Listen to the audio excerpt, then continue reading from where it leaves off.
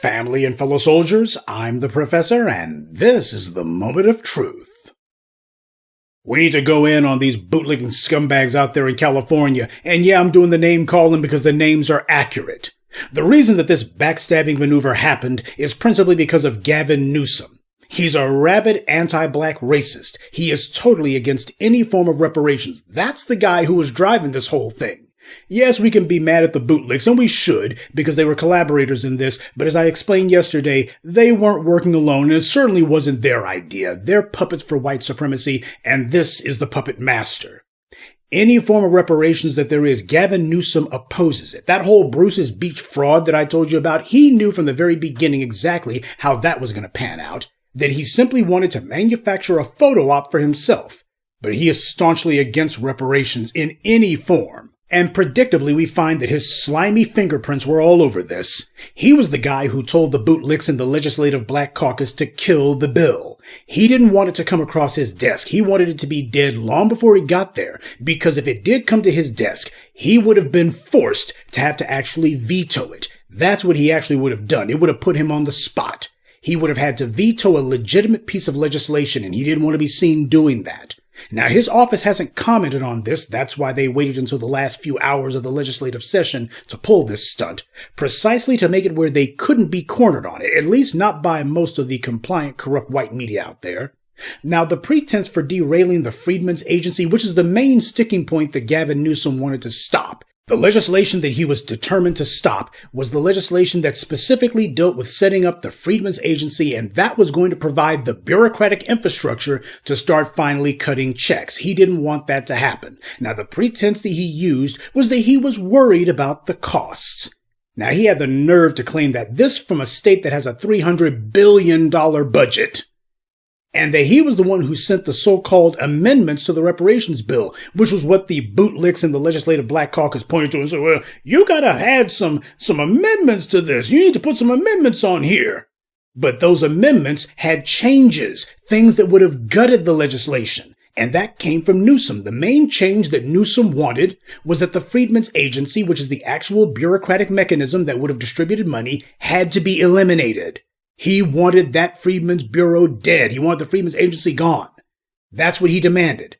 So his office sent some quote-unquote amendments to their bootlicks in the Legislative Black Caucus and said, this is what you need to go ahead and take to Senator Bradford and tell him this needs to be added. And you better not bring it to the governor unless this is put in there. And not surprisingly, Newsom's second recommendation was to have another study done.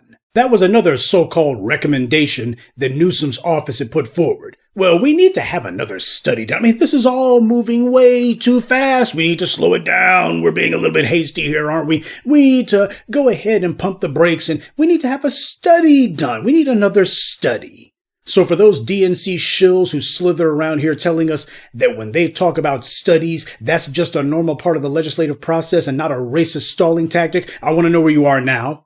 They don't do that with any of these other groups. They don't do this with anybody else. They didn't need study after study after study for Japanese American reparations, or for Red Indian reparations, giving them all of that tax-free casino loot. They just go ahead and do it. They just give everybody else the money. When it comes to Israel, no study required. Money for Ukraine, done. No study required. We ain't got to study nothing. California just proposed giving illegal aliens $150,000 apiece to buy homes with. This during the worst housing crisis in American history. But they're trying to give illegal aliens taxpayer money so they can buy houses, and nobody needed a study for that. And while it is true that Newsom did veto that bill, mainly because it was so dang unpopular, it's also true he wasn't saying a word about, well, we need to add an amendment to have a study for it. He wasn't talking about that at all. Now, Lori Wilson, the so-called head of the Legislative Black Caucus, she was denying all of this, saying, it's not true that there was any of this talk about a study. She said that it was totally false. That there were allegations that the Newsom administration was demanding that the bill be put on hold, and that there need to be studies conducted. She claimed that's not true. This is the head of the Legislative Black Caucus out there who was saying that, saying it wasn't true. But the white media, in this case Politico, in an act of accidental journalism, they obtained drafts of Newsom's amendments.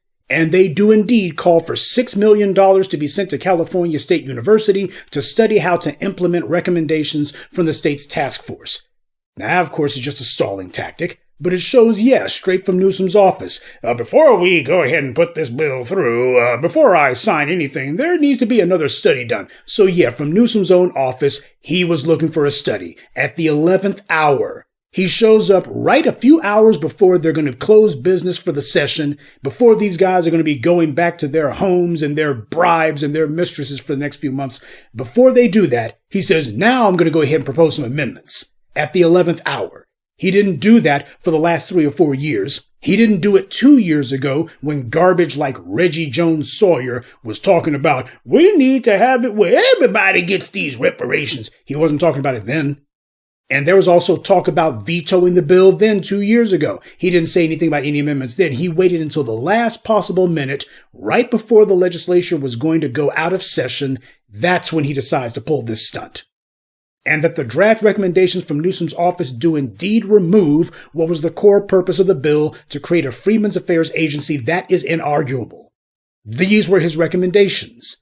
We're going to have to put further action off in favor of further study. Let's go ahead and wring our hands some more. Oh, and that Freedmen's Affairs agency, that's going to have to go. We can't be having that. So here you have it. What happened with the bill? Gavin Newsom is what happened. Now, you got that state senator, Stephen Bradford's office, which confirmed the authenticity of the draft amendments. They do indeed come from Governor Newsom's office, and yet neither Newsom nor his staff is commenting on this, because they've got nothing to hide, right? This is what we told you. They're trying to hit the reset button. The entire scam from the very beginning was that the subject of cash reparations was supposed to be sent down a legislative black hole in the form of a study. And after that study, there would be another study, and then another, and then we got to talk about it some more. We need to set up another task group to study the study. And then when you finish one study, Newsom would call for another and another and another. And if you want to intellectually masturbate, you can do studies until the end of time. But if you're trying to make progress, at some point you're supposed to say, you know what, we've already gone over this, it's time to act. Notice that Newsom wasn't concerned at all about how much these studies would cost. Yeah, he's not concerned about the cost for that. All of a sudden, price is suddenly no object. But cash reparations was never supposed to make it past the study phase. That was supposed to have been the last we heard of it, but the black grassroots refused to let it stop there. The attempts to sabotage it by shoving immigrants into it, shoehorning in all of these people who are not even germane to the conversation, those efforts failed. So this was the last ditch. It couldn't be stalled, couldn't be sabotaged from within, so they just declared they're not going to do it. This isn't about fiscal responsibility. We hear all the time that if California was a separate country, it would be in the G10, and yet suddenly we're hearing concerns about the budget. Amazing how Democrats become so budget conscious when it comes to black people. Gee, these Democrats sound just like Republicans now, don't they? And even if I was so gullible or stupid as to believe that Gavin Newsom and the white California Democratic leadership was suddenly so concerned about the budget, why is it that the poorest and most oppressed people in the state, black Californians, are being told that the governor needs to balance the budget on their black backs? Tell those white corporations, tell those tech corporations, tell those white interests who get billions and billions in subsidies and giveaways and who haven't contributed one thin dime to the state, tell them they have to do without. But of course, these are Newsom's buddies. These are the people who the state is supposed to be doing things for. They're the ones who the society is supposed to be benefiting. And they also give kickbacks and bribes to Newsom and his family and his friends. They depend on this system of corruption so that Newsom can go have fancy dinners at the French Laundry.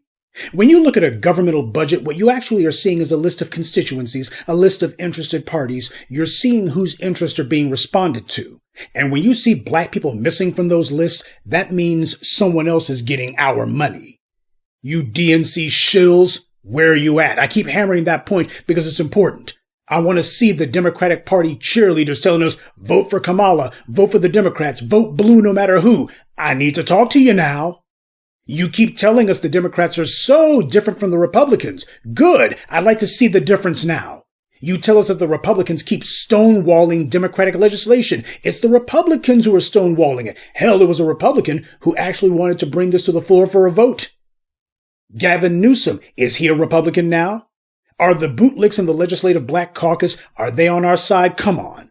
Aren't you going to blame the GOP for this one too, like you do everything else? We better vote for the Democrats because the Republicans are only going to block or veto reparations legislation. The Democrats be the only ones who actually going to put it through. It was Democrats who were leading the charge to stop this. This is who was behind this maneuver to derail this legislation, Gavin Newsom. He never wanted to be forced to publicly veto this because he knows what the political fallout would be, especially during an election year. You want to say goodbye to the black vote, go ahead and let your pen veto this. But at the same time, he wasn't about to sign it either, because he's part of white supremacy and he's as dedicated to maintaining anti-black racism and the black-white wealth gap as the most virulently racist Republican. Remember, Gavin Newsom was mayor of San Francisco, and it was during his tenure that the mass expulsion of black residents from that city really kicked into high gear. He's been an enemy of the black population a damn long time. Newsom and his pals didn't count on the black grassroots, though, pushing this through and doing it in a form where it would be substantive and beneficial to us. Oh, they would have been fine with it if they had had the ability to go ahead and rig it and fix it up from the beginning so that it would be toothless. But brothers like Tariq and others, they stepped up and they refused to let that happen. The black grassroots mobilized and stopped all of their efforts. They figured that their flunkies and bootlicks like Lori Wilson and Reggie Sawyer could sabotage it from within and make it just another immigrant giveaway bill. But the black grassroots weren't having it. So now they've been forced to let the mask slip and just go ahead and show what they've been all along. They just want it gone altogether. But they want to do it in a way where Gavin Newsom doesn't get the blame, where he's not the one who catches flack. Yeah, these bootlicks in the Legislative Black Caucus, they're the appointed crash dummies. So they'll be the ones who get left swinging in the wind. They'll be the ones who catch all of the heat. But as for Gavin Newsom, he's a white man, and he's got a future. So as far as the Democrats are concerned, we got to protect him. That's what all this has been. It's been nothing more than a cheap, thinly veiled political operation to insulate their chosen little chump, Gavin Newsom, from any sort of criticism. But we got to go ahead and point him out because he's the one who is driving this. Yes, these bootlicks in the Legislative Black Caucus deserve the blame, and they're going to get it. But we're not going to let Gavin Newsom off the hook either. Obviously, we're going to hold these bootlicks accountable for what they've done here, because they were the ones who helped him to pull this backroom maneuver. Ultimately, it would have failed if the Legislative Black Caucus had simply done their jobs and brought the bill to a floor for a vote. They had a choice to serve their constituents or to serve their massa, and they chose massa. But Gavin Newsom, he's the one who was basically the puppet master here. They were his tools. Now, a lot of you have been asking, well, who specifically was behind this? Who were these individuals in the Legislative Black Caucus? Look, we've been through this kind of scenario way too many times to be asking that question. The answer is that with the seeming sole exception of State Senator Stephen Bradford, all of these members of the Legislative Black Caucus were behind this, and all of them were lying and claiming that they weren't. Stephen Bradford's about the only one who's actually been making any public statements or responding to calls to answer for this travesty, because not one of these other members of the Legislative Black Caucus has been sticking their heads up at all. They've been trying to hide behind press releases and laying low. That's because none of them's been objecting to this. They've all been in hiding or otherwise staying away from the people. And if they are ashamed of what happened here, first thing comes to my mind is when something like this goes down, why is it that none of them are saying, you know what, I'm resigning from this Legislative Black Caucus because we're not here to serve black people's interest. An organization that does something like this is an organization that ought not exist. None of them are trying to leave it. None of them are resigning in protest. None of them are calling anybody out. You saw how huge that scumbag Reggie Sawyer was smiling after this. He walked literally close enough to the reparations advocates to touch them. Did he look like he had nothing to do with all this? Did you see him even attempt to talk to the people? Did you see any of his people reaching out to those advocates for reparations? Have you seen even an apology from any of them? Have you seen any member of the Legislative Black Caucus other than Senator Bradford talking to anyone? So why are we trying to compile any lists as if there's some mystery about all this going on? There's some mystery about who did what. This is where other constituencies prove themselves to be more politically savvy. With any other group, they don't play the game of, well, let's sit here and try to play Sherlock Holmes and see if we can painstakingly figure out who done it. These other groups, they show common sense. Legislation that they want doesn't pass. They see that their own party voted against it. They also see that those same politicians aren't naming names. They line them all up and dump them all overboard. Anyone who didn't have anything to do with this would already have stepped forward by now. This is why when white voters, particularly Republicans, don't get their way, they declare war on all the GOP and start demanding that they all gotta go.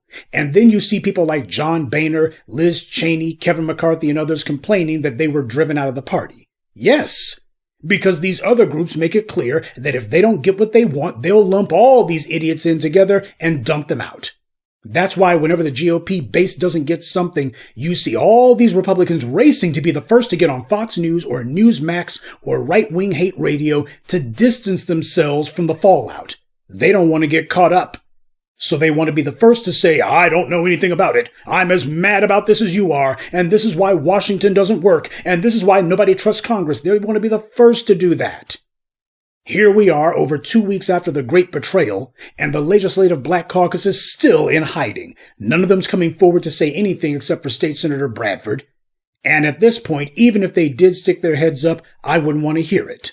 None of them seems to be outraged about this at all. No resignations, no calls for anybody to have to step down, nothing. You would think at the very least that the leadership, if it can be called that, Lori Wilson, people would be looking at her and saying, hey, you need to be replaced after something like this happens. You failed to spearhead this legislation through. You're supposed to be the leader. You got to fall on your sword. That's not happening at all. Look, either you're serious about your power or you're not. All of them need to go, because at this point, none of them can be trusted. They're in hiding, and so is their massa, Gavin Newsom. The problem here is not feasibility. That's what this all teaches. It teaches us is the problem with cash reparations has never been feasibility, as Bernie Sanders put it. The problem has always been desirability. Challenging the racial pyramid scheme of white supremacy, that is threatening to the beneficiaries of white supremacy, and a lot of those beneficiaries are people who are not even classified as white. That's the evil genius of the white supremacists. They make sure that they enlist a lot of people outside of their circle, because if you're going to hold up a system of corruption for the long haul, you're going to need a number of the people that you're oppressing to be on board with it. Now, see, when something like this happens, when you have a firestorm like this that breaks out, that's a moment where if I don't see you distancing yourself from this mess and denouncing the people in there, if I don't see you actually stepping back from it, that means you're part of it. Family, haven't we seen these kind of maneuvers enough times by now to recognize when someone's trying to stab us in the back but not pay a price for it? Black bootlicks have known since the plantations that if they betray us openly and blatantly, all too often all they got to do is merely give the flimsiest of denials, and we'll let them off the hook. Well, at least enough of us will. This is why white power uses these bootlicks and buffer groups, because it confuses the internal politics of the people that they're oppressing. Had it been Gavin Newsom alone, at least him and the white Democratic leadership of California who were the face of this, then it would have been excruciatingly obvious what had happened and why. It would have focused the collective rage against Gavin Newsom and the white Democratic leadership. But simply by putting their bootlicks out front to be the face of this betrayal, they've taken a lot of the heat off of themselves, and that was the point. Yes, we should be furious with these sellout traitors, but never forget that they are tools of white supremacy. It's racists like Gavin Newsom who are wielding these tools. They do what white daddy says. So let's be realistic here. We need to make sure that everyone who's responsible for this mess is held accountable, because this problem is larger than just these bootlicks who derailed this legislation.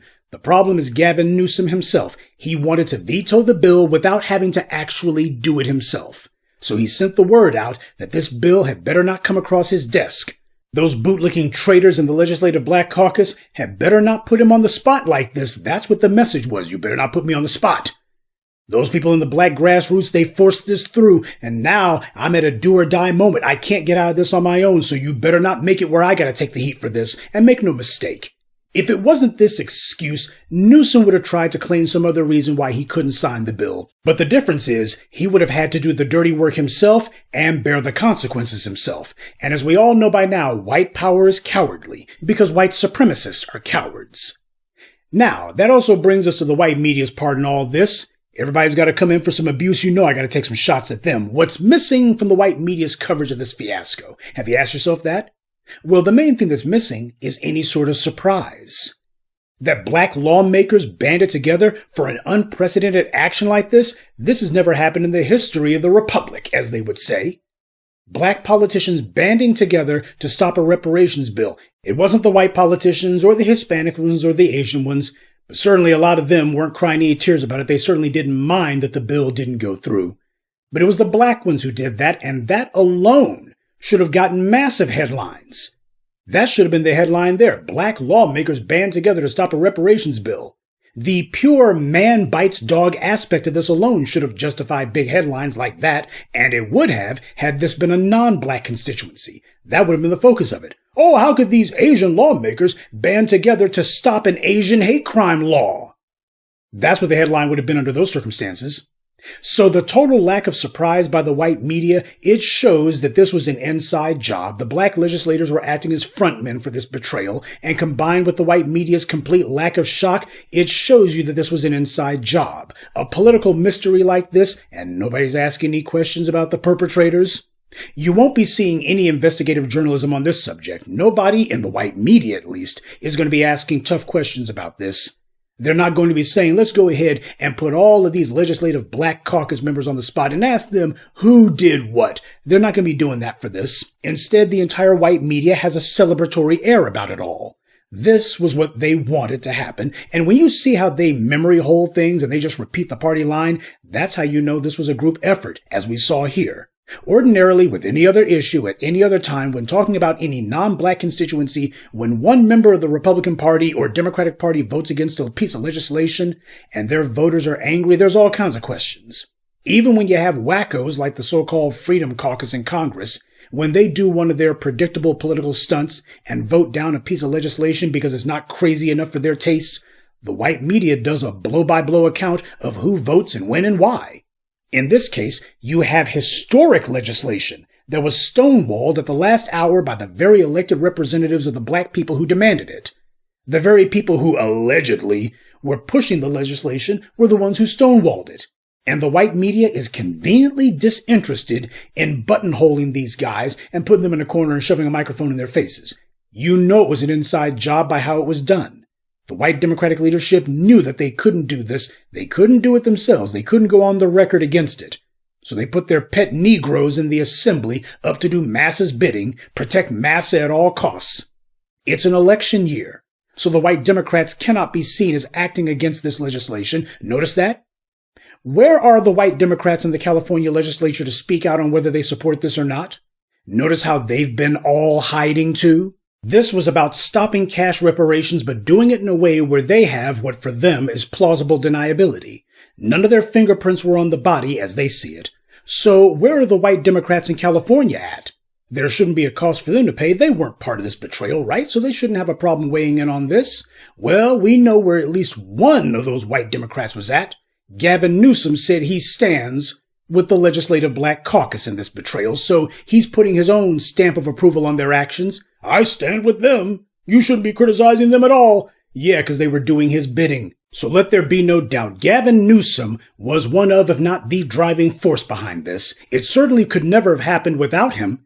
If he said, that bill needs to cross my desk, you know them little bootlicking punks would have said, yes, massa. It's an election year. Their attempts to try to supplant the black vote and try to replace the black vote with some compliant non-black voters, that hasn't worked. And their chosen candidate is behind in the polls and struggling. So they don't want to be seen as denying the prime policy issue that black voters are demanding. But they also don't want to be seen as supporting it either. But cash reparations is political truth serum. It is so powerful, so righteous, so just, that the enemies of the black community, they understand that they can't be seen as actually supporting it. They're the enemies of justice, so they can't support it. But they also can't be seen as opposing it either. Well, to borrow a quote from W, either you're with us or you're with the white supremacists. Gavin Newsom has reminded us for the umpteenth time which side he's on. And now, so has California's Legislative Black Caucus. This is the final verdict, or rather the final nail in their coffins. See, they can't pull any pathetic housing voucher schemes with this. That's the problem they got with cash reparations, with the black grassroots having hemmed them in. The black grassroots stepped forward and defined this issue. That's what they couldn't afford to have happen. Black people are never supposed to be the ones driving the events. We're always supposed to be sitting back and everybody else doing things. We're kind of just like, man, we're just passive bystanders. No, this time the black grassroots took control. No con man maneuvers like when they returned, quote unquote, Bruce's beach to his black owners. Well, we're returning it to them, quote unquote, knowing full well in advance that the area had already been zoned so as to make it impossible to develop it, which meant that the black heirs of Bruce's Beach were prohibited from building on the land or doing anything to make the land generate revenue. And especially if you got an area expensive as that, if the land doesn't generate revenue, you have no means to pay property taxes or even hold on to it. And that was what they knew from the very beginning. That's why Gavin Newsom had no problem sitting there. He knew that this was going to be a one-off. He knew this was going to be just one little isolated incident and that it wasn't going to lead to a trend because he had already engineered it so that it never would. But those Bruce's Beach heirs, they wouldn't be exempt from taxes, would they? They would have had to pay those regardless. Meanwhile, their white neighbors have developed the land that they got. This is why land as reparations is problematic. I'm not saying it's a bad thing, but I'm saying that there is a problem with saying, well, all we need is land. White power has a number of ways to turn that into a trick bag. You can't develop land without money. So no matter how you slice it, cash reparations is the only way to go. And speaking of go, Gavin Newsom needs to go after this. You know he was behind this now, as is the entire white Democratic leadership in California and nationwide, truth be told. Those buck-dancing bootlicks in the California legislature, they've never banded together to block legislation before. This is a first. And where is Newsom standing? He's standing with them, which means he's standing against black voters. He's not vowing to reintroduce the legislation. In fact, he's not saying anything about it at all. Anything that benefits the former slaves of this country is seen as a detriment. And in this war to maintain white supremacy, Newsom understands he's got to hold the line. The entire reason things got to this point, the reason the cash reparations got this far, is because the black grassroots led by the black media was not going to let you forget. And we're not going to let you forget about this either. The same way that I and others have been banging the drum for the last 4 years, reminding you about all of Joe Biden and Kamala Harris's broken promises. We need to also go ahead and make sure we add Gavin Newsom's name to that list. Back in 2017, before she was on anyone's radar, I was the first person to start sounding the alarm about Kamala Harris's Senate run being nothing more than her own clumsy attempt at reenacting Barack Obama's presidential run, and that's exactly what happened. It was obvious she was trying to position herself for a presidential run, and that's exactly what she did. It failed on her own, but now she's thinking she can backdoor her way into the Oval Office on Joe Biden, and she might be able to do it if enough people are gullible about it. But I'm also sounding the alarm about Gavin Newsom. In this case, it was obvious to everybody that this guy was being positioned to be a presidential hopeful. But our job is to make sure that when these backstabbers and scumbags and these anti-black racists pull these maneuvers, we got to make sure that we don't forget. We can't play the game of letting Democrats demoralize us and saying, well, if black folks don't vote for him, is it going to make a difference? Look at all the shills and all the DNC operatives, plants, and agents who you see in the comments section, constantly calling themselves trying to shame us, constantly trying to coerce us, lambaste us, and harangue us. They certainly seem to think that the black vote matters. And when you look at how small the margin is between Kamala and Trump, you understand that's right. We are the swing vote. But they're determined that we're supposed to always swing in their direction. No, we swing toward the direction of whatever is going to benefit us. The black vote must be bid on. There's a voting auction. And if they decide they're not going to bid anything, good, you don't get anything. But Gavin Newsom, we're supposed to remember this. In the future, when Gavin Newsom calls himself finally announcing, I'm going to be going for the presidency, because you know what's going to happen. Kamala Harris is not sitting here thinking that Tim Walz is going to be some presidential hopeful. This is all about getting Gavin Newsom positioned, because that's what's going to happen. But the truth of the matter is, regardless of how this shakes out, Gavin Newsom must be remembered for this and not remembered fondly. He has marked himself for all time as an enemy of the black community. We should remember that the same way we have not allowed cash reparations to be forgotten, the same way we have not allowed the deadly deceptions of Kamala Harris and Barack Obama and Joe Biden to be forgotten. We must also make sure that Gavin Newsom and every one of the duplicitous scumbags in the Legislative Black Caucus are also remembered. The same way that we made it where cash reparations didn't go away, we can make it where the bad guys do go away, simply by remembering. That's the power of keeping things in the political discourse. That's the power that we have of repeating it over and over again. You're going to remember who Reggie Jones-Sawyer is, and Lori Wilson, and the rest of these creeps. Just remember, anybody who's in the Legislative Black Caucus in California right now has to go. In fact, as an organization, what purpose do they have in even existing?